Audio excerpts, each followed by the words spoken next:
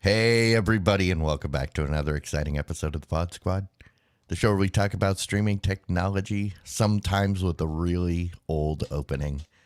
Yeah. This is episode 287 on May 18th, 2022. I am Clyde, and today I'm joined by Matthew Ross. Hello, everybody. And you're not Jimmy Trammell. You're Michael Aston. Howdy, y'all. How you guys doing? Pretty good. It's been a kind of a crazy day. It's a day. Well, sometimes at schools you have lockdowns, and sometimes at schools you have, weird Lock-ins. things I remember when I was a kid, you had lock-ins happen. where you would go and you couldn't leave until the next morning. Yeah, I don't remember lock-ins. Yeah, it was more of a church thing. Yeah. And also I have a good friend of mine who's had a baby today. So On purpose? Yes. Okay, On purpose. awesome. Yes. Apparently it was a very long labor, and they're very tired because they stayed up for several days. After I had my twins, I learned, and I am forever a believer in the benefits of the cesarean. Yep. We showed up. They already had it planned. Took like 20 minutes to prep. And like another 10 minutes later, both babies were out. Yep. Either way, it's going to suck for the person going through it. But yeah, there's benefits. Yeah. That's all I gotta say is that I'm happy for my friend. Who's, Yeah. Congratulations. and his wife, who's now a mom. So it was big congratulations for them. And hello, Ralph. Ralph. His name Huh. is Ralph. That's a name you don't see very often. It's his father's name. Okay. It's not his father's name, but it would be the Yeah. I got you. It's a family name. I get you. Exactly. And I like it. It's great. Well, it's like, there's not too many Clydes out there that I've run into. Apparently, there's a lot of Clyde Harveys out there. Well, you do know there are way too many Matts in the world. There just are. What? There's Name so- another Matt that I would know. Matt Perry. Who? I don't know. There's lots of Matts in the world. You don't know any other Matts, really? You don't know any more Matts? Matthew You just told me Broderick. on the pre-show. They that don't you go had by a Matt. Good friend that you gave him a nasty nickname. Oh, I'm not going to repeat that name. His I name. know that. I'm not repeating it either. I'm just saying you have too many. You know Matts, and there are too many in this world. Okay. Well, Obviously. too many Matts. I many think Matts. when Matt Ross runs for some sort of political office, we know what his And platform we're is. gonna get rid of all the There were- Matts. There's too many Matts in the world. Oh, that's okay. Okay. Anything else before we move on? No. All right. Well, what are we here to talk about? Streaming technology news is our thing. We're gonna start with Amazon. They've got their free service, Freevee. Remember that was used to be IMDb TV. Yeah, that I was talking about that last week. That's where I watched Bosch Legacy. That's right. It's where you watch Bosch Legacy, and Freevee is Amazon's now owns that platform, and they now have it available on your Apple TV platform. So you're going to be able to watch it about on your time. Apple 4K and Apple HD TVs. So was IMDb TV never on Apple TV or Apple TV? Yeah, before? Because on all of my platforms, on my Android TV and my Roku, I had IMDb TV already. So the logo just changed to Freebie. Right. So since they're launching it on the Apple TV, that makes me believe that IMDb TV was never on the Apple TV. So the only time I remember seeing the IMDb TV stuff was actually inside the Amazon app before, but maybe no, wait a second. I do remember seeing the IMDb TV. You had to physically install it. You had to Never went know that you wanted it and install it. Whereas within Amazon's ecosystem, it was interspersed with the Prime content when you do Right. your searches, which is why a lot of people probably didn't know that the app was there. I mean, I've been using the IMDb TV app for at least the last year. Apparently, there was an app for the IMDb TV for the Apple TV. The app did exist. Oh, I remember it was last summer. I installed it because I found out that the last half of the final season of Warehouse 13 that I never got to see, that was never available anywhere, was on IMDb TV. So I installed it to watch that. And then I basically would watch episodes of Columbo. That was like the only other thing that I ever watched on there until Bosch Legacy now. But yeah, no, well, if you are a Apple TV user and you've been wanting to sad, watch Bosch Legacy, yeah, you rejoice. Is The time for tears is over. You can now watch Freebie on your Apple TV.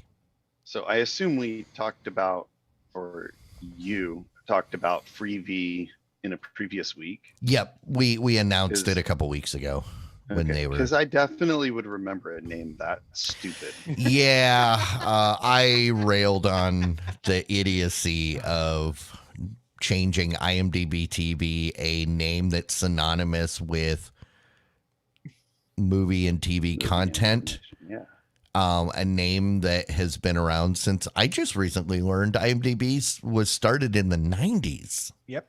Oh yeah. And I knew that Amazon owned IMDb, but I thought it was a more recent acquisition. Apparently, it was their very first acquisition in 1998. Wow. Amazon I has did not owned know that. IMDb since 1998. Okay. Wow. I had no clue until a couple days ago. But yeah, I don't get it. IMDb TV just made too much sense, I guess, because it had deep linking for you would be on IMDb TV, or you'd be on IMDb to look up stuff, and then there was a link. There would be a link to watch that show or movie that you're looking at. You could click the link and go to their streaming platform with the same name. Yeah, no, that makes too much sense. Let's name it Freebie. Yeah, I got to be honest. I kind of disagree on the branding name for the TV. Like, it by wording doesn't make sense. IMDb stands for Internet Movie Database. Yeah. So having the Internet Movie Database be where you go to watch shows doesn't make any sense to me. So I may be getting pedantic about this, but I don't like it.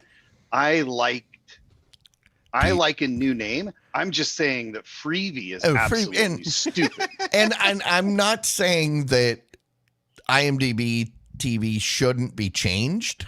I'm saying that why go from a name that is synonymous with this content to something ridiculous like Freebie? I mean, you could definitely have hired a bunch of drunk monkeys and come up with a better name than that. Now, if they called it Free promise. TV Now, okay, maybe that would be a little bit better because it's what it is. But yeah, Freebie.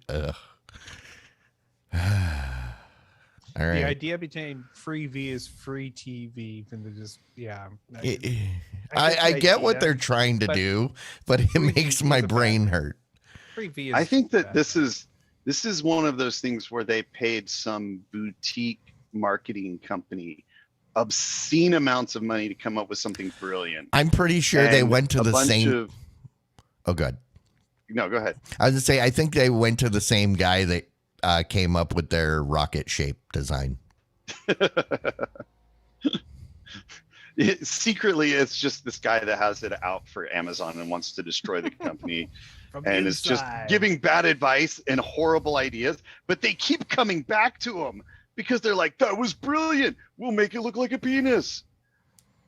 I mean, nobody could have seen that coming. I'm waiting for the freebie logo to have a similar shape. I mean, well, actually, you know what? The shape of the rocket does kind of make sense now, because have you ever taken a look at the smile on Amazon? It's Oh, yeah. basically the same shape, just It's- bent. Amazon, Jeff Bezos has a condition, and his obsession, mental, whatever you want to call it, is making sure that every one of his brands is known for a phallic looking something. Oh, well, hey. They never mind. I'll save this for the post show, because I don't want to have to go through and do the bleep again. What are you talking about? We're talking about something that's not inappropriate at all, are What? we? Okay. Let's talk about Android TVs. Android TVs, for the longest time, if you were to be a maker of one of their platforms, you were basically tied to use to make that model for that operating system.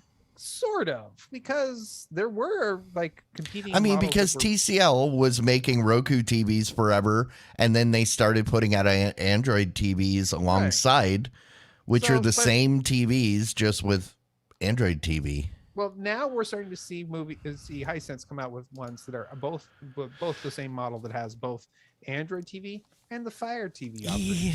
Yeah, So- okay. I wonder if there was an exclusive deal for no other Android style platforms or something like that. Well, no. Well, they're making. Okay, so this is that they're making Fire TVs. Okay. Mhm. Well, here's the thing. If you go back to when Amazon announced their Fire TV, Mhm. I pointed out that is a Hisense TV. It just says That's right. Amazon. It's just Amazon branded. It is a Hisense TV. And then now they're putting it out under their name, which kind of, I think, Okay. backs up what I was saying. You could tell just by the design of the TV that it was a Hisense TV. Yeah, I guess the only people that were making Fire TVs before were like, Toshiba. there was Toshiba, there was the Insignia brand, the house brand for Best Buy, stuff like that wasn't doing Android. So yes, I get it. I get it now, because Fire and Android are competing versions of Android TV. Right. And up until now, we really haven't seen anybody do both. And Yeah, now but we're up until now, none of those companies that were doing Android TVs were really interested in doing Fire TVs, I think. Hmm. So I don't know if there was, I don't know if you can really blame a non-compete or anything from, I actually, here's what I Android. bet it is. I bet you the Android TV is either zero cost or very, very low cost to license, Mhm. versus the Amazon one. I bet you that has a cost, and I bet you Hisense, since they made the TVs for Amazon, it's part of the deal, is like, and we're going to make a TV with your operating system. and I'm willing to bet I add on to that. They're putting them out as Hisense now because the They sell Amazon better. branded didn't really sell as. Oh yeah. I mean, because if you didn't know who made that TV, it's kind of, I don't It's got a know if weird I want to, I mean, it's one of those things. Do you want to roll the dice? Because Amazon branded stuff can be great. it can be terrible. The Amazon Basics stuff. Yeah, you're rolling the dice. Yeah, you're rolling the dice. So do you want to do that with like a $300 TV when you could spend the same amount of money and get a one that you trust from TCL or Hisense? I'm willing to bet that they didn't do super well with the Android branding. I mean the Amazon branding, and so Amazon's letting them put them out as Hisense because either way, Amazon gets licensing money. So, okay, but either way, cool. very cool. Okay, we have a story here about Hulu, who has gotten the rights to be the streaming location for your various big rock concerts coming up until 2023. This includes Lollapalooza, Bonnaroo, and the Austin City Limits concerts. In related news, Lollapalooza is still going on. That's what I said. Yes, it is. So, I'm surprised by the Austin City Limits because that is the thing I associate with PBS. Oh, because I used to watch Austin City Limits a lot, and So, it was aired, but they were old. City Limits is different than Austin City Limits. Oh, the are they, concert. they're two separate things. So there's the show that you're referring to that happens in the theater, and it was a produced thing for a long time. I don't think it's still produced, but it was recordings of Austin City Limits. They did some post editing to trim it down. Well, no, because Austin City Limits is an outdoor concert. Oh, okay. Not in the theater. I thought it was a venue. It was. Okay. That's what I'm saying is now it is a big music festival over like a week. Okay. It's kind of on par. It's like the other South by Southwest for Austin.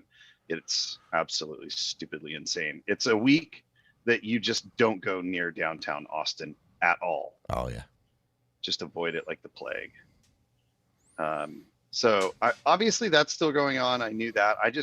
I was legitimately surprised to see that Lollapalooza was still happening. Me too. I'm pretty sure that it must have come back because I was pretty sure that they killed it off like 5 years ago or more. Yeah. I thought the people that were running it went bankrupt, but I might be wrong. I might be thinking of something else. Years active, it was 97, and then it had only 2003, and then 05 to 19. Okay. And then it didn't do, obviously, during the pandemic. Why didn't they do it in 2020? I don't know. I don't know. So yeah, it did take a break. I guess it took a break like right as I was finishing, like while I was in college and stuff. Okay. So to me, it seemed like it died when I started going to college. Okay. Which makes sense because it did. It just came back. And after 2005, well, that's because the type of bands that play at Lollapalooza. I was thinking pastas. There's a pasta place that has a similar name. Lollapalooza. The bands that play at Lollapalooza were kind of out of style in the mid 2000s.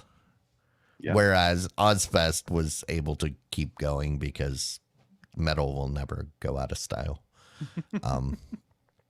But yeah, whatever pop is changing. Okay, listen to this though. Here's the headliners for the year. Yeah. Metallica, Dua Lipa, J. Cole, and Green Day.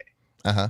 So Green Day makes sense. Green Day is definitely that type of music. That's what it was all about.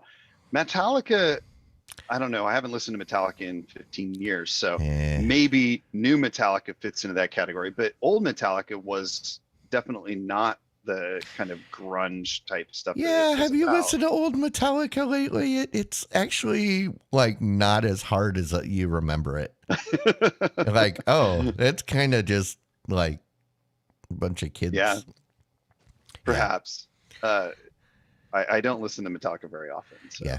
could be. Yeah, I'd say Dua Lipa is like Sabaton is pop. way heavier than Metallica ever was. Yeah. Hmm. Anyways, I just thought it was. I think it's funny that there's a pop artist headlining there too. Well, that was the thing about Lollapalooza. It was whoever they could get that would play. But Okay. yeah, no, Yeah. Interesting. You guys might like. So I was just looking at what's available at the Gorge in Central Washington. You guys would probably want to go see. Go to Base Cannon. Bass Cannon? Base Canyon. Oh, Bass Canyon. I'm looking That's at the name of a 3-day festival. Whole bunch of. Okay. In the Gorge Amphitheater. Wait, So, this sounds like an EDM festival. well, I don't know. It's BASS. All right. Well, that's besides the point. Okay. I'll look at that more. when we get I'll on. look it up. Okay. And next story is about Netflix. Netflix has been talking about how they're making changes to their service in order to try to keep up with the times and how they're changing. And one of the things that they've decided they're going to do is they're going to actually put live stuff on Netflix. In particular, they're looking at some of their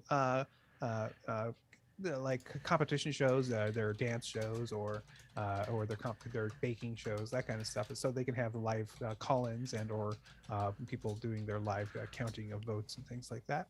And they're also looking at putting live comedy specials on the show, since they do have a lot of good comedy on Netflix. So they're taking those two areas and focusing there for their streaming content to be live. This is new to them.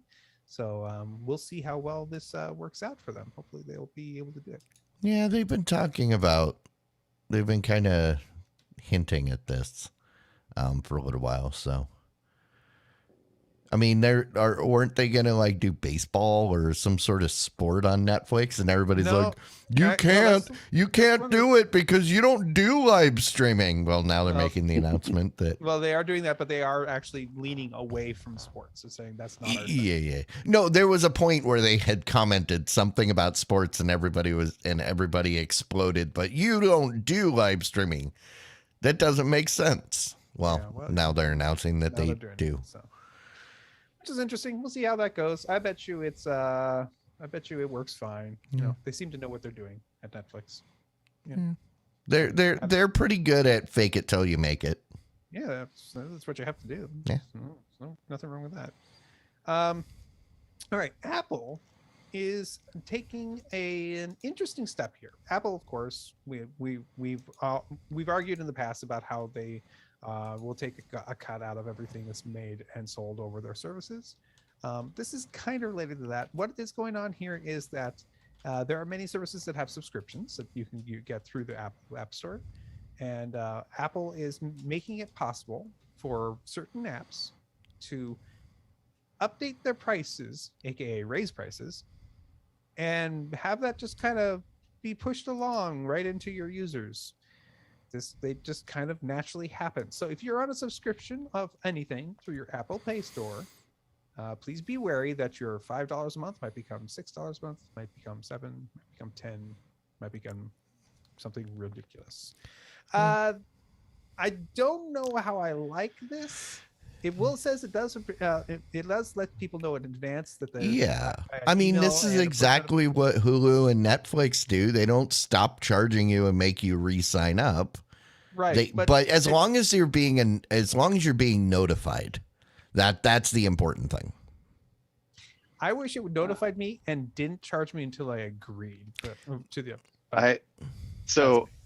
My immediate thought is, why don't I just change it by like 1% every day? But they were thinking of that, and apparently you can only use this feature if you change your prices less than once a year. Oh, so unfortunately, so you can only change it half. Yes, of one time. Yeah. So unfortunately, my money making scam is not going to work, because I was getting ideas there. Apparently, that's exactly what every developer thinks of when you say this to somebody. You can only change it by a small amount. Sweet, I'll do it every day or every hour, and then I'll See, be rich they're at the end of the afraid month. that if they hatched that plan and went forward with it, a disgruntled employee might set the place on fire over his missing stapler. Yeah. So, I'm okay with this. I got to be honest. It's annoying, but not really. I mean, Netflix increases their price all the time, and I don't care. I don't even pay attention. I'm sure someday I'm going to get a bill for like $200 for a month, and I'm going to be annoyed. But especially hopefully since I'll these are the kind of notice. charges that are on your card you don't usually notice anyways. They're usually small enough that you're like, oh yeah, that's right, that kind of thing's on there, and you kind of maybe notice every once in a while. If every one of them kind of eked up slowly, so this is okay. Somehow somebody is going to game this system and figure out how to do something they're not supposed to and make a lot of money off of this. Somebody somewhere is going to try to mess with this. And off the top of my head, the easiest way to do this is to somehow get 100 apps on your device that isn't charging you anything, or maybe a penny or something like that, and then rank it up one more penny, and thus doubling your money, and doing that across 1 million people makes $1 million kind of thing. This is the perfect situation for PayPal's like subscription payment service, because when you set that up, it's locked. It will only it's only authorized to pay this amount over time. Yeah. And if the other end changes it, and even if whether they alert you or not, PayPal will. And PayPal will not go forward without you saying, yes, it's okay to, and basically agreeing to the new. Now, unfortunately, not every place does. I use PayPal to pay for several of my services for that very reason. You can use privacy.com for the same thing too. You could. Where you can assign your own credit card to each thing and set the monthly limit for the credit card to the amount that you want it to charge. That's a lot of work. I mean, it's not that much work. It's very easy. It sounds like a lot of work, but they've done a good job of making the system. Not sponsored by privacy.com, but we would gladly be sponsored by you. I will say I did use for our 3 viewers. I did use last summer privacy.com there was a thing that was recommended and I was skeptical. It very much smelled like a scam. And so I used privacy.com and I authorized the for the free trial thing. I authorized it. And then, it was like, yeah, we'll never charge you because you canceled the thing. Yeah, sure enough, like a couple weeks later, there was like an attempt at like $50 charge. And then it just kept going. I kept getting emails from privacy.com saying the card that I closed, because I used it and then immediately closed it. Right. And yeah, for like the last year, every week they were trying to charge it. And it was like, yep. I knew it was a scam. I used them for something similar. It was like, it was not a regular website, so I was wanting to make sure that it wasn't a scam. I don't know, but my wife has used it a number of times since for similar types of things. It's like anytime we're not buying something online from like Amazon, we pretty much always use that just to make sure. Yeah. Because big names, but any small brand, you never know what they've got, even like just from a security perspective, even if they're a totally trustworthy site, like your favorite band site or something, you just don't know what kind of security they have set up. So there's always that risk. And so that's how we use it. Yep. Pretty good. Well, if your favorite band happens to be Harry Styles, good. Yeah, congratulations, everybody. We'll all be able to watch his upcoming live event. I believe it's going to be called live. It's one night only in New York, and it's going to be available on Apple Music platform. And at the same time, promotions on there for buying the album and things like that. This is just the first of many that Apple Music is looking to do of live broadcasts of their various music venues and artists, in order to provide you also access to their music as well. So Yeah. I'm sorry, but whenever I hear Harry Styles in my brain, I picture a Sasquatch breakdance troupe. I prefer shaven styles. Personally. It's just me, though. Okay. All right. Disney Plus has a new, version of their platform. It's designed for very young kids. This is designed for your youngest, your youngest, and your kindergartners, and preschoolers, and it's part of the standard streaming platform. And so if you get what's really nice about this is there are no ads on it, and they're going to change the settings on it, so there's if there are any ads on any of the other pieces of it, the ads are not going to be allowed. They're working really hard in order to make sure that the image of Disney is really good for your young kids. Okay, so what are preschoolers restricted to? Can preschoolers watch Star Wars stuff? Clearly, they are not allowed to watch Star Trek. I was going to say, because if they are, then everybody that is on Disney Plus specifically for Star Wars should mark themselves as a preschooler. So they don't get ads. They do not. Okay. It's almost all exclusively animated. I think Awesome. it's all requires. I would say it has to be rated E, or maybe youth. TVY. Maybe TVY. Yeah, I haven't looked really extensively, but I know she can't. Like my daughter, when we first set up her account, she couldn't watch any of the Marvel shows, any of the Star Wars shows. Definitely there not was the Star Trek shows. A bunch of Disney Junior, and I think there was some like Disney Princess XD movies stuff.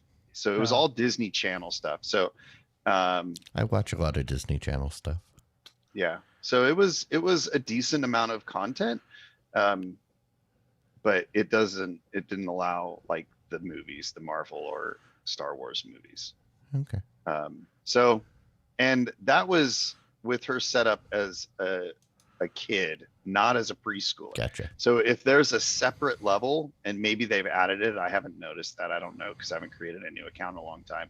But then maybe there is a separate level that restricts it even further. But even as a kid, you still can't see those shows. So definitely not for preschoolers. Okay. All right. I'm not clearly understanding this next story. YouTube is doing a thing that will allow people to co-host a shopping live stream.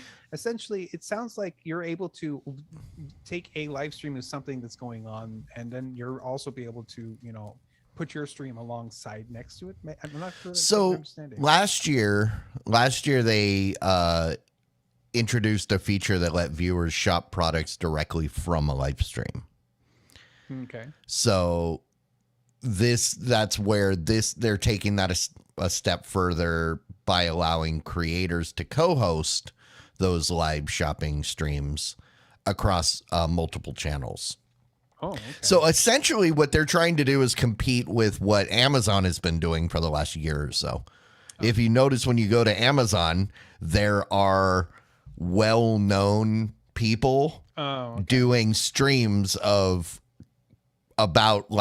doing live streams about products. So YouTube's basically getting in on that. Okay. This makes no sense to me. I read the article and I come away scratching my head. Is this made for TV on YouTube? So basically, they're taking, since everybody shops online now, nobody's paying attention to the shopping network on cable. YouTube wants to be the shopping network because Amazon is doing it in-house. So I believe YouTube is partnering with people to do that. And then, so like if we wanted to, if there was something we could team up, let's say Newegg had one of these channels. They do have a YouTube channel they go live with every once in a while. But I mean, but they're not selling stuff directly through there. So if they are, we could team up with them for like a live stream and then help them sell stuff. And then it would be airing. We would be appearing on their channel and we would be showing it on our channel. So is this sort of like, so when I scroll down on my Amazon homepage, there's a lot Amazon live shop live streams.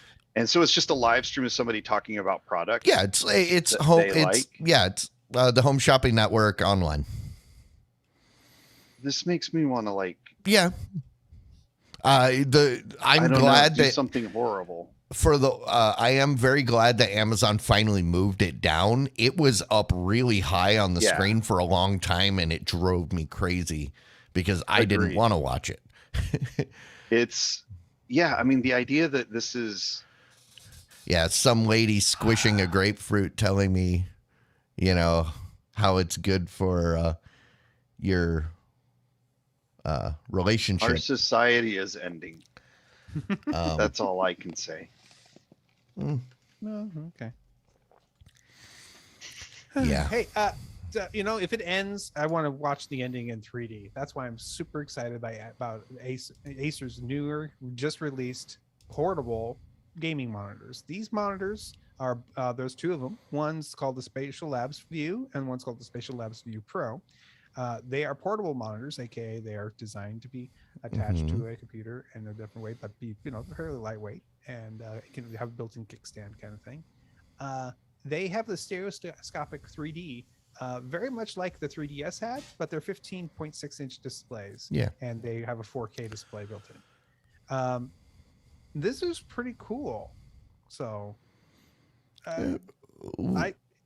would you call these portable?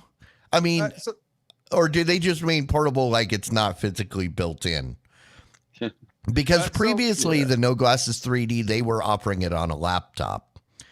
Yes. And this is the first time that it's available not on the laptop. Well, so technically, portable LCDs are a thing.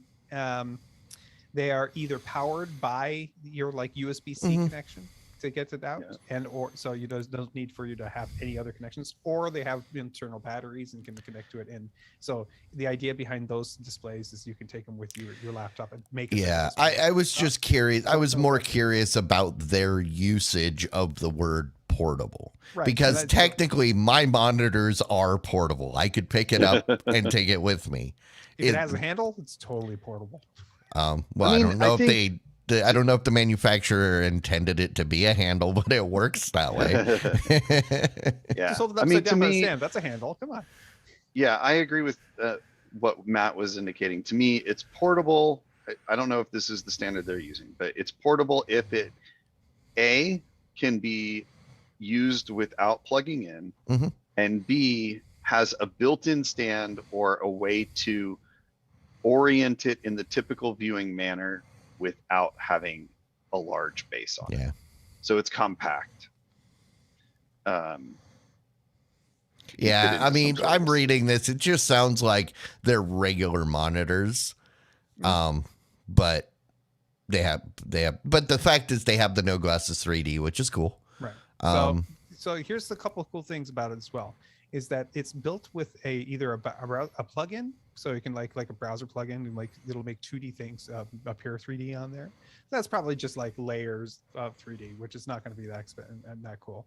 It's got their own engine for playing 3D objects, of course, but it's also got works with the Unreal Engine, where I believe it just can detect an Unreal Engine based game and make it 3D. That's unreal. Anyways, that's cool. And So, the gaming with this could be very cool. I was worried when I first heard about these monitors that they might be too big because they might be trying to get multiple people to watch a thing. And as we know, this design cannot. So to get a little nerdy, how this works, if it's anything like the 3DS model, is it's sending out an infrared shots out to your face, and it's seeing the reflection from your retinas to know where your eyes are, which is awesome. Now that it knows where your eyes are, it knows how to shift the display so that one eye gets one image and the other eye gets the other image. And that's freaking awesome too, because there's nothing stopping you from seeing this amazing 3D image. No glasses, no nothing. I can wear my glasses and it works great. And it's the resolution. I think sometimes these things lose either half of the vertical or horizontal resolution. Since these are 4K displays, it's fine.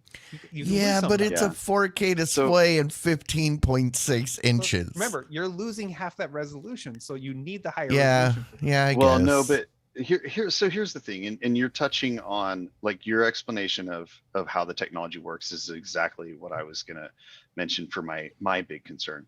By the way, it does have a built-in kickstand, so it's portable. That makes it portable.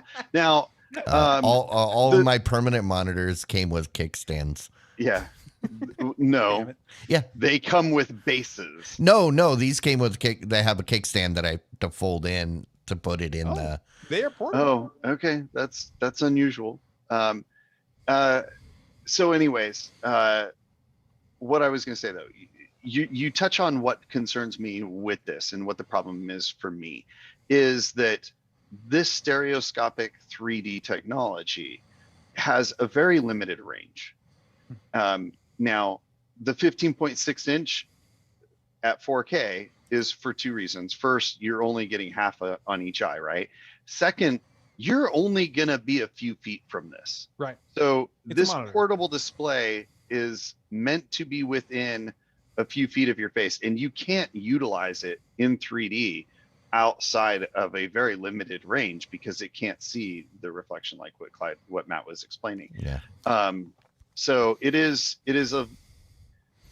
an interesting idea, and if you sit on your computer desk and play video games at a computer desk, that works. But it's not going to be like your armchair TV scenario. No, you've got to have a place to set it that's close to you and still allow you to have your controller. It's a 15-inch screen. It needs to be like pretty much right by your face. Yeah. That being said, essentially what they did was they took the 15.6 monitor from their laptop and put it in a new case. Yep. I am curious to see how bad the price is on this. The laptop was like started at $1,700. Right. So under 1,000 is my guess, but not much under 1,000. I was gonna say, yeah. I don't think I'm gonna be interested. No, me neither. Not for buying one until they're $200, but until that, but we'll see. I would be super interested if I could get one for a couple hundred. That'd be great. I mean, my thing is that who is the target audience for this? Because homeless people that like fidelity, the like high fidelity 3D. Yes. Because if you really are into 3D, like if it's such a big deal that you're willing to spend a lot of money for a high-end monitor that's that small and stuff, where you could be buying a 42-inch monitor for probably a comparable price. Yeah. Wouldn't you be buying something like an Oculus or a Vive or a lot of people don't like the goggles. VR? They just don't like having the thing on their face. It's just so much more immersive. I can't see it. I completely agree with you. There are two things that I love about 3D technology. That is not just the 3D. The jump scares. No, I hate that. One, the idea of having your 3D technology that can allow two people see different things on the same screen. This is really cool. It's basically yeah, that idea of being able to basically give one view to one viewer and another view to another viewer is a very cool idea that I think that is not been utilized very much. And two, there's some 3D glasses based systems that they sell for schools, and they've got these displays. I think they're called Z Space. And so what they do a very similar thing, but they require you to wear their special goggles because they use the filters to stop what you're seeing. Mhm. But they're very smart because they know in a classroom environment, they're going to have multiple kids watching this. And the question is, how does that work? Because it's actually pushing with a view to based off of reflectors off of the glasses, so it knows exactly where that student is to give them that whatever 3D view they want. Mhm. But it gives another pair of glasses, or however many pairs you want, but they're not very expensive, a filter just to one side view for all the other as many other kids as you want to look at the screen. They still only see a 2D image, but they're seeing everybody else can see it essentially. They don't have to see the blurred image. So it's very cool. The other cool thing is you don't even need 3D.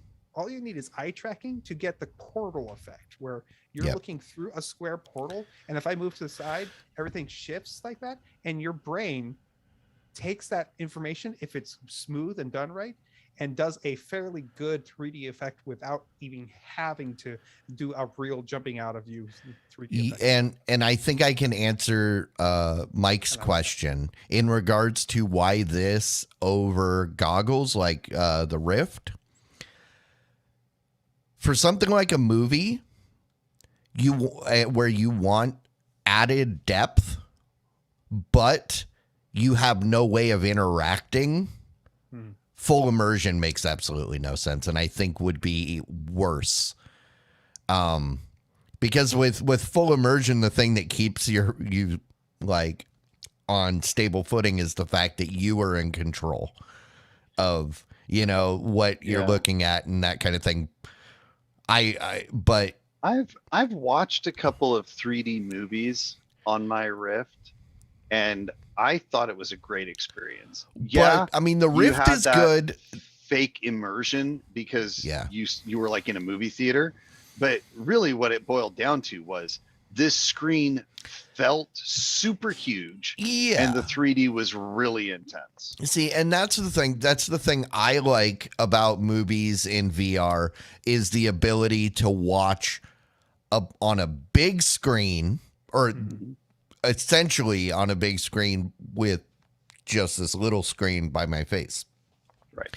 But if you're not looking for that, if you just want to watch a movie on your device and you want added depth of field, then when this no glasses needed monitor would be okay. So I'll mention the other thing that concerns me a little bit about this is that, like a prolonged gaming session, that can be hard on a lot of people's eyes. Eye strain is very real in that. But in a prolonged gaming session, you move around a lot, like leaning forward, side to side. At least I do.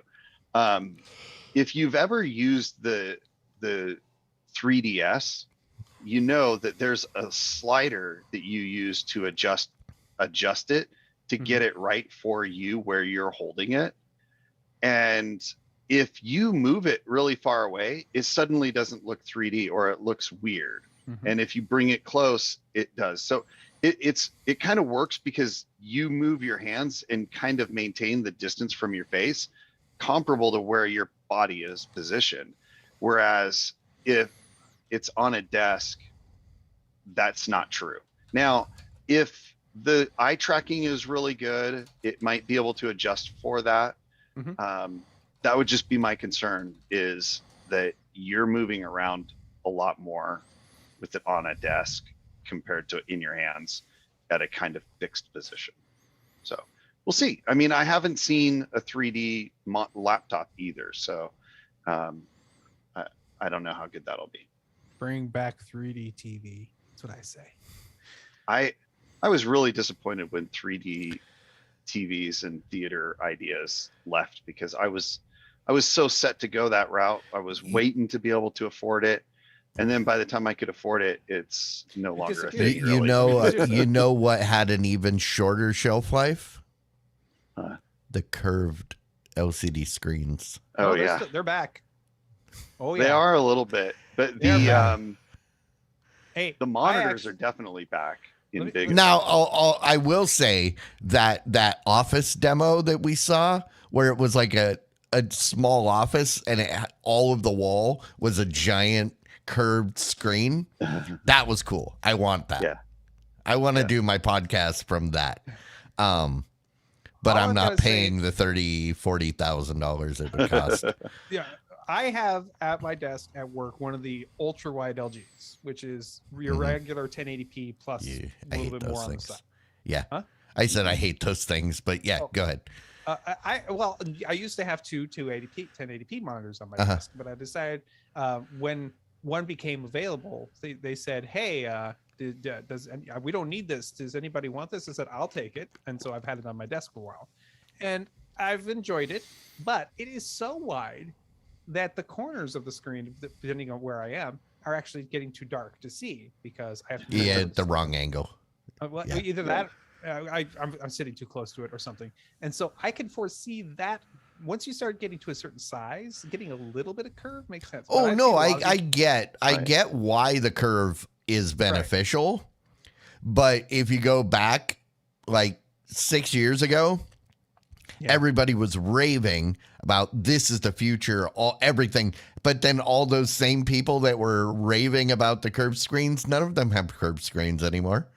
And Yeah. hardly anybody's making them anymore either. No, Um, they're still for sale. You can still get. They're about a third of them are of the high end ones are curved now. Yeah, the Okay. high end ones. Once you get up to like 34 plus inches, it's pretty Yeah. typical. Yeah, for Um, like an ultra wide monitor that's sitting on your desk where you're close, I think Right. that makes much more sense than one in your living room. Yeah. Like See, 120 inch. I ditched my 34-inch ultra wide for 327 regular. What do you have? Free. What do you have, Matt? I think I have the 32-inch ultra wide. 32. Yeah, I had a 34. I thought it Maybe was 34. okay. It wasn't that to me on mine. It wasn't that it got dark or anything like that on the sides. I just was annoyed because I'm so used to having full screen windows. I wanted a full screen window in front of me and one to my Right. right and one to my left. And the Windows, And- until Windows 11, they didn't Right. offer that functionality built into Windows. Now they do, but I don't. But I've already switched, and this is better anyways. This is stupidly wide though. 327's like And it's a full 6 feet wide. I have to like fully turn my body and Right. strain my eyes to see And that roll corner. well, over I've your- got the 327s, but I've also got a corner desk. So I'm looking straight on at one, and then Yeah. I've got two others at an angle. So I technically have the curve. Mhm.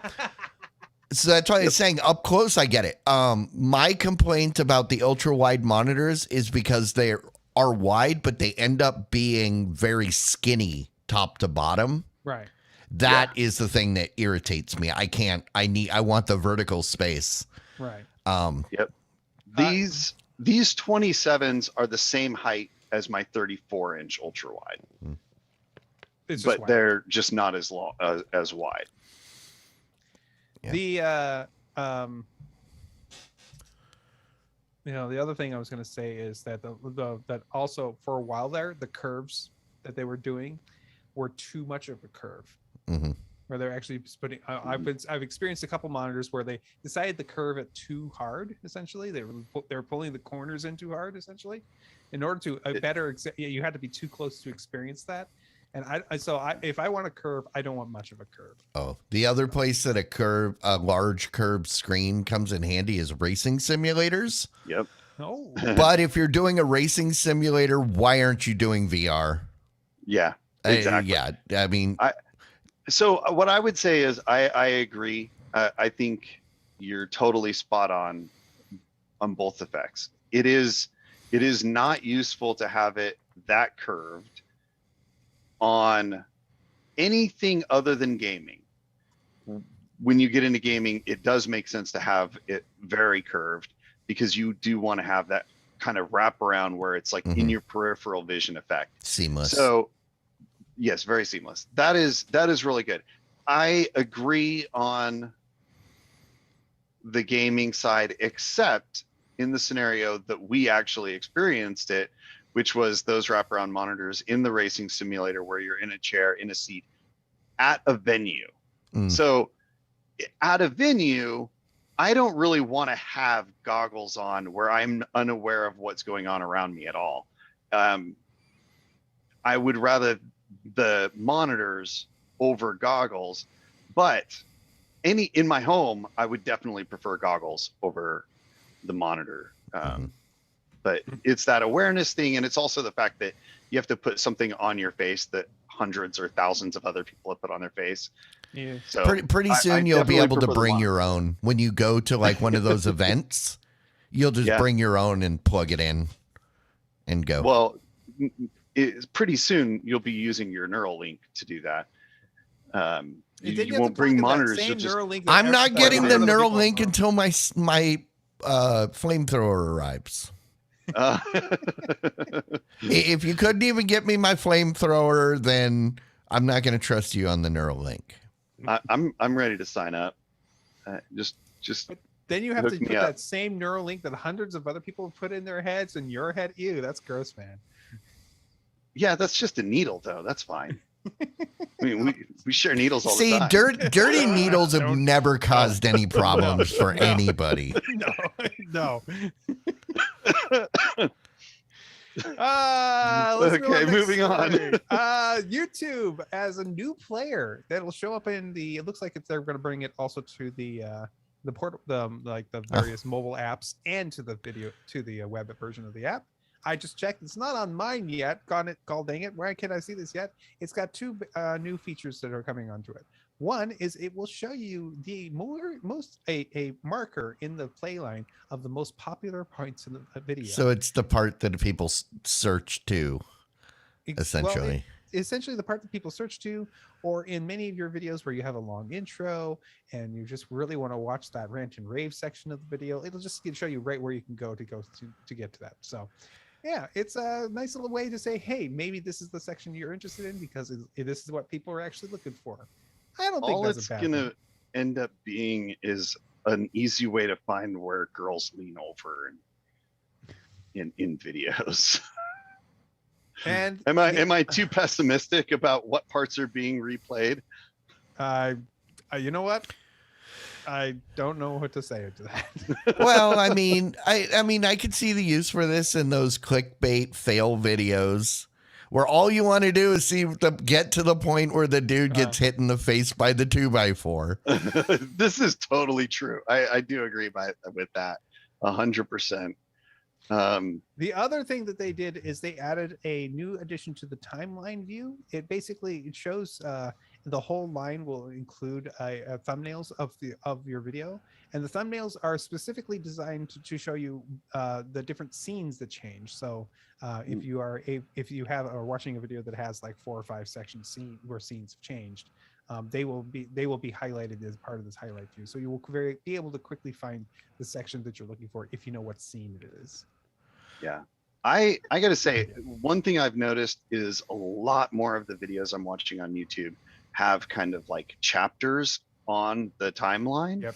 So you can easily get to different sections. I love that feature because there's a lot of videos where kind of what you were saying, Clyde, where I want to get to the end. Like I watch martial arts videos fairly often, and I just kind of want to see like the actual execution. I don't need like steps 1 through 4. Execution? What kind of videos are you watching?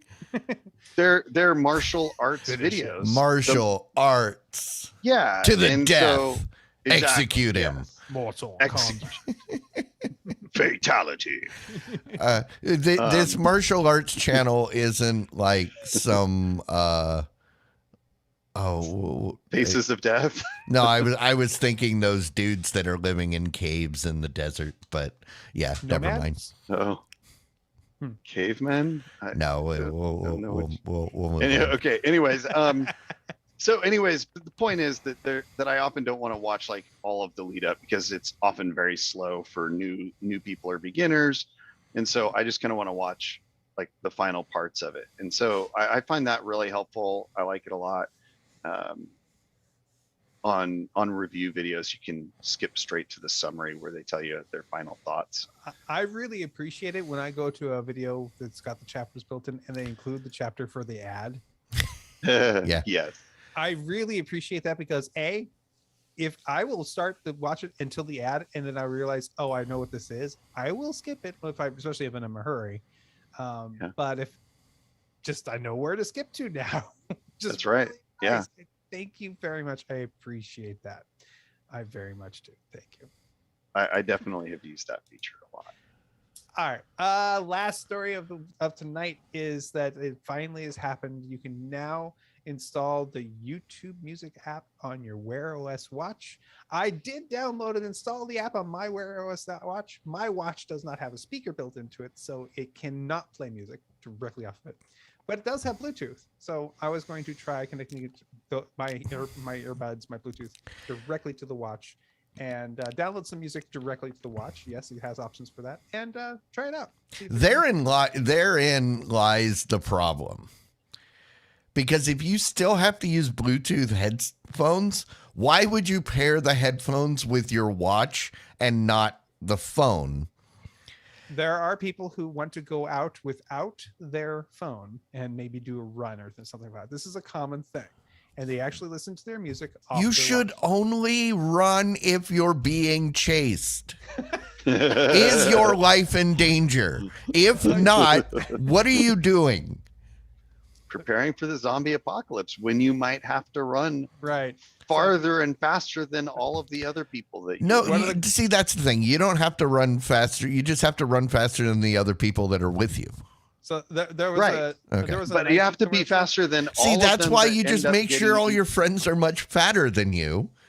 And then you don't have to worry about how fast and you stay are. with your friends, obviously, so that then they can be, it's one of your initial meeting criteria. You ask their weight. Oh, Okay, and don't get me we're wrong. good. Don't get me wrong. I am one of those people that will be eaten. As I explained, obviously you just said you won't run unless exactly so you're not out there. See, and that's why, and I explained this to my daughter, there's the whole fight or flight. And I am so anti-running that even if my life was in danger, I would have to stop and think, is it worth running or just screw it? And most likely, I'm not going to run. I'm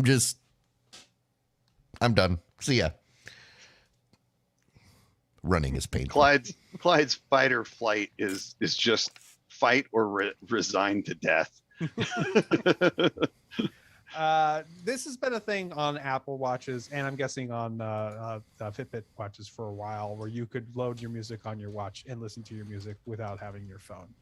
So yeah, sorry, this is a thing people wanted. I'm excited about it. I'm curious how well it works, and also this watch is a Motorola 360.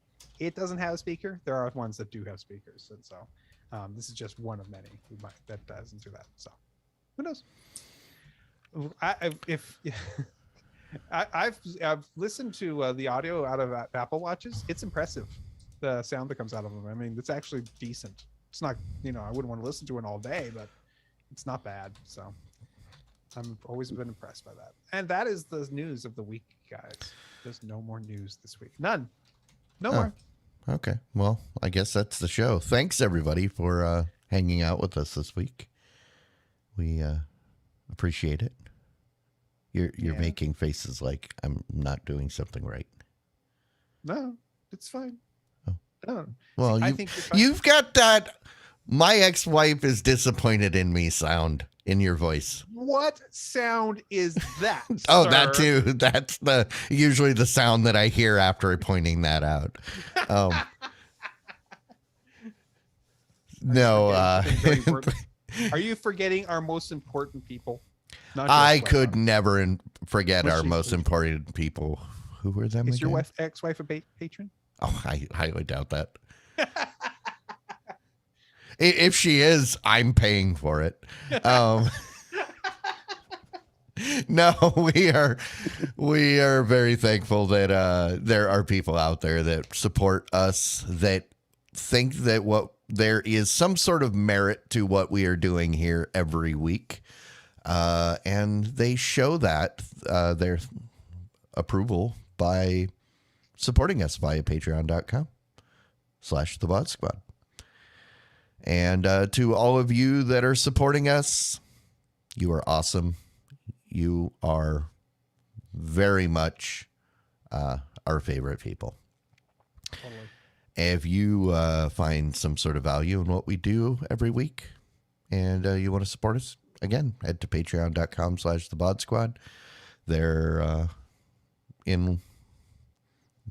we don't need anything, but if you want to pop us a buck or two, go right ahead. We won't stop you. We might even send a thank you. Aw. All righty. Should we get into some rants and some raves? I think so.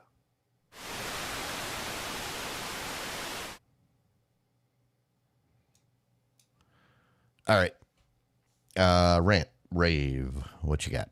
I've got a new show I'm watching. No? So we flipped on Netflix because we hadn't looked at it in a while, and my wife was flipping through all the different shows, and she said, I've heard good things about The Lincoln Lawyer. And I said, sure, let's watch it. So I picked up the first episode, and I love the premise of The Lincoln Lawyer. It's actually great. It's very easy to understand, very well laid out. It's very intriguing of what's happening in the background. And every episode at least had one good laugh out loud moment in each one, or oh my gosh, no. So far we've only watched 3 episodes, but we're enjoying it. So we're going to probably be watching the whole season within maybe this week, maybe next week we'll have it done. So I finished it over the weekend. Oh. Let me ask you, did you watch the movies? Well, I watched the very first Matthew McConaughey The Lincoln Lawyer movie. I do not remember much about it other than going, that was a good movie. That's about it. That was my impression. Because there was 2 of them. I didn't see the second one. And the point I was going to make is I haven't watched either of those movies. Okay. Yet I was able to just drop into this series and take off. It did remind me a lot of the Amazon Lawyer show that wrapped up last year with Billy Bob Thornton. Oh, okay. But this dude is like, it's a similar kind of mindset lawyer. Mm-hmm. But see, he's the Lincoln Lawyer has kind of dealt with his demons, whereas the other show, you're watching him deal with his demons. Oh, okay. No, that's the difference. The Amazon one's more gritty, but they were a similar style, right? A lawyer. So I like the fact that this guy has demons, but I also like the fact that that's not the story. Yeah. I like the fact that this Exactly. guy has issues and he's dealing with them, and he's having to every once in a while go, oh God, this is just such a pain in the butt because of all this crap he's dealing with. But then that's actual good, what's happening with the story, what's happening with this. Yeah, case, it was entertaining. Guy, it's like, oh, this is good stuff, and I like, and I've really enjoyed the characters that they built up in it. Cisco is like this private investigator that we've seen so far. He just this presence of pure like, oh, darn, I have no social skills, but I can watch and do a lot of. It's like this, and I actually kind of like him because he's like, he's a nice guy underneath a very gruff exterior kind of thing. It's like, that's cool. So yeah, I like it. It's fun. I'm enjoying it. So I recommend it for those. And other than a couple of curse words and a fairly graphic, just a view of a murder scene, it's viewable with medium-aged kids in the room. So if we are able to watch it with our son in the room and just go, Daniel, it's okay, no big deal. It's like, okay. So it's nothing super explicit. So No. I'm happy for that too, unless it gets worse. Yeah, it was. This is a show that could have aired on Right. broadcast TV. Yeah, this could have been with a little bit of censoring and or after hours. It could have been a broadcast TV, and it looks like it was an A&E production, so like it was going to be. I don't know. Okay. I don't know. All right. That's cool. Rock on. Mike? I've actually been watching a lot of stuff lately. Uh-oh. So, your Disney Plus stuff, finished up Book of Boba Fett. Really enjoyed the conclusion to that. Looking forward to seeing what happens next. Finished Loki. I think I mentioned that we'd started it. Finished Loki. Very much enjoyed that. Also very excited to see where that storyline goes next, but that was really cool. Started Moon Knight. I think I mentioned that. Haven't gotten all the way through it, but it's enjoyable so far. I think we're 3 or 4 episodes in. Enjoying it enough. It's not like super, I got to get back to it the minute I don't feel like I got to binge it or anything. It's pretty easy to put down, which is not exactly what you hope for when you make a show, but I do enjoy it as well. The thing I've probably been watching the most lately, though, is Screen Rant's movie pitch meetings with my daughter. Those are on YouTube, right? Yeah, those are on YouTube. And we just went through all of the Star Wars movies, and we're going through all of the Marvel movies, and they're pretty hilarious because they basically call out and make fun of all the plot holes in movies and silly things that they do with the plot devices, and it's pretty funny. I enjoy it quite a bit. So, I have never watched one seen of those pitch movies. I keep seeing them in my feed, but what bothers me is that all of their thumbnails are pictures from the movies with super big eyes, huge eyes, which makes me feel like this is like trying to be trying to be goofball anime style something about it. It just always turned me off. I guess I'm gonna have to get over that and watch one, and then I'll probably watch them all because they'll probably be excellent. So pick something that you particularly enjoy, but won't feel offended when they tear it to pieces in a very humorous way. Gotcha. I mean, I am a huge Star Wars fan, but I still enjoyed watching them absolutely decimate every episode of Star Wars. Right. So, yeah. And I have one more question for you about what you watched. Book of Boba Fett. Mm-hmm. Is it true that it starts off slow and gets better at the end? So I would say absolutely. I didn't have any problem keeping interested in it. I loved it from the get-go, but it was super slow. And if I wasn't like a huge Star Wars fan, I suspect I probably would have like stopped at 15 minutes into the first episode and given up. And did you watch it week over week, or did you binge it? I think we binged the first 2 episodes and then we're on top of it until the last 3. So we kind of binged it, but half and half. Yeah, I have not started yet. I've heard enough things about it. I'm probably going to have to watch it eventually. And I knew that's what I've kind of like gathered from people talking like, oh, it's so weird at the beginning. That's kind of like, and then apparently everybody says it gets real good at the end. It's like, okay. So then I just have to get over the hump and it'll be fine. Okay. Yeah. Once you've seen it, you'll understand why the average person just really enjoys the ending and isn't terribly excited by the beginning. I thought the beginning was outstanding. I really enjoyed what they did with the character development and stuff like that. But I can see why 90% of the population, 95% of the population would find it slow and dull and really exciting for the last half. Okay. All right. Thank you. All right. So, like you, I watched The Lincoln Lawyer after another show ended, and I just happened to be on Netflix, and I was like, well, what else is there before I leave the app and don't come back for a couple months? So if you remember I'd say within the last couple months, I had a thought out loud that it's probably, isn't it time for another Austin Powers movie? 'Cause it's been long enough that I found it hard to believe they weren't working on a new Austin Powers movie.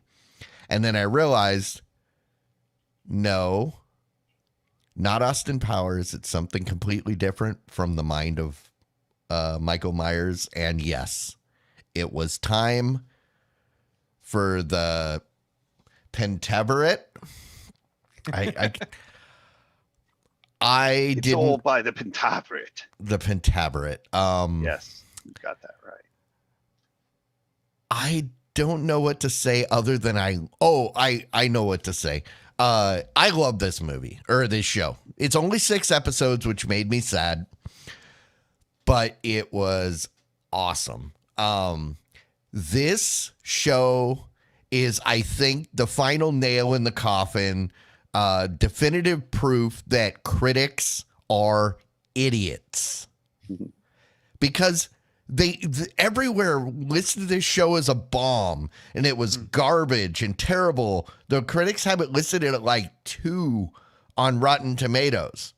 This is like one of the greatest things I have seen in forever. Not only are the puns great, but people react to those puns. Like one person will say something that's a pun, and then another one will be like, wait, and then read it back in the actual context that your brain is thinking. Oh, it was great. Do you remember where this comes from? Oh, I don't know where this came from. Okay, there was my personal favorite Mike Myers movie of all time, So I Married an Axe Murderer. Okay.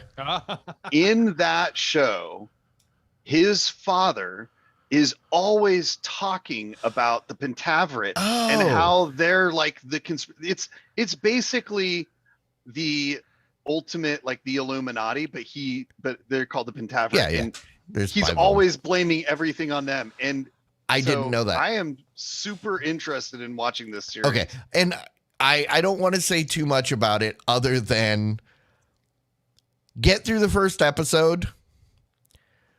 Once you get through the first episode, if you're not hooked already, watch episode 2 and you'll probably be in 100%. There is one character that I am 100% confident they wrote it for Dan Aykroyd, and he probably said no. Because Mike Myers plays most of the characters, but this one character is very Dan Aykroyd, looks like Dan Aykroyd, talks like Dan Aykroyd, but it's played by Mike Myers. And I'm pretty, yeah. There was some great, there's absolutely awesome Canada jokes. There was one where I had to stop watching for a day because I couldn't breathe. I had been laughing so much. I had to just physically walk away. Mm-hmm. And yes, it is great. Okay. Everybody needs to watch this. I finally got to use the double thumb up on Netflix. There was something worth double thumbing up. And to all the critics out there that said that it's garbage and that it was a huge bomb, they had already marked it as a huge bomb like days before it had even released. Right. Mm-hmm. It's not a bomb unless the people don't watch it. And it sounds like people are watching it, and it is great. So Definitely have to take a look at that. Yes, definitely. And it's something you can watch with a family. Cool. I do think that, the language can get a little bit hairy. One of the things that really, and it's not spoilery, but that one of the things that sold me was there was a scene where they're in a bar in New York and commented, why do Americans, swear so much? And there was so much vulgarity that a Netflix executive cuts in and says, yes, there is way too much vulgarity in this. So we're gonna edit out all the bad words and show you that scene again. And then when they show the scene again, it was a million, without the bad words, it was 1,000,000 times worse because it was completely out of context and it was just genius. And the show is great on so many levels. So, yes. Okay. The Pentaverate. You have to watch it. All right. All right. One of my wife's favorite movies is So I Married an Axe Murderer. Okay. So that might be a sell. Yeah. Okay. Oh, and there were so many people that show up as themselves, like Rob Lowe and Maria Menounos, and just all these people that are actual people. And do not skip over the intro. Oh. The first time you think, oh, it probably should, but then it becomes clear that no, the intro is actually something you need to sit through. Okay. And they make a point out of it. One of the intros makes a point out of, don't you dare skip this, because if you do, it's great. Okay. So, all righty. You know what else is great? Sleep. Yeah, I was going to say ending the show, but it's great that we made it through another episode. And we get to go to sleep. Jimmy's already asleep, so we should probably join him soon. Thanks, everybody, for hanging out with us tonight. We will be back next Wednesday. Same VOD time, same VOD channel, 9 p.m. Central on YouTube. Every Wednesday night, we are here. Come join us live and you'll get the pre-show, the post-show, the things that are cut out. But if you don't care, you just want the audio, yes, there is an audio version that is available on every podcasting platform out there. But if you want it faster, you want it on a regular basis, you don't want to get stuck waiting for weeks on end for the back catalog that Clyde keeps forgetting to push the button on. Whatever. And then you get like 10 weeks of episodes all at once. It's more like 6, but it's fine. But become a patron. It's $1 a month, and you'll get the audio version within hours of this ending. So, custom RSS speed, can't go wrong.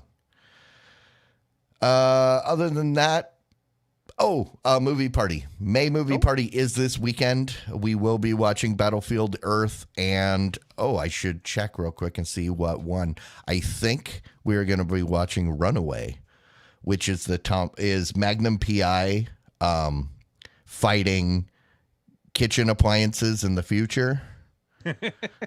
He fights robots that have gone rogue, like blenders and stuff. If you've never seen this movie, you need to see it. Kirstie Alley's in it. Gene Simmons is in it. It's called Runaway from 1984. I'm pretty sure that Magnum Pi's mustache won Best Supporting Actor.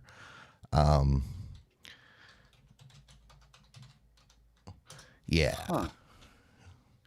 And if we got nothing going on Saturday, you should join us. Elite Wolf, you should join us for a movie party. Mm-hmm. Information, you can follow us at Movie Party, or it's DC Movie Party on Twitter, or you can just message me on Discord and I'll get you the info. But all the festivities start at 7 p.m. Central with Big Voice J's show, BBJ show, which is definitely not to be missed. Even if you're not going to movie party with us, you'll hate yourself if you miss the BBJ show. So, yep, it will be Runaway. So we're watching Battlefield Earth and Runaway. Magnum Pi fights berserk toasters and other kitchen appliances in the future. No joke. That was my synopsis. All right. On that note, I am out, as are the rest of us. So see you guys in the post show. Bye. Bye. Diamond Club hopes you have enjoyed this program.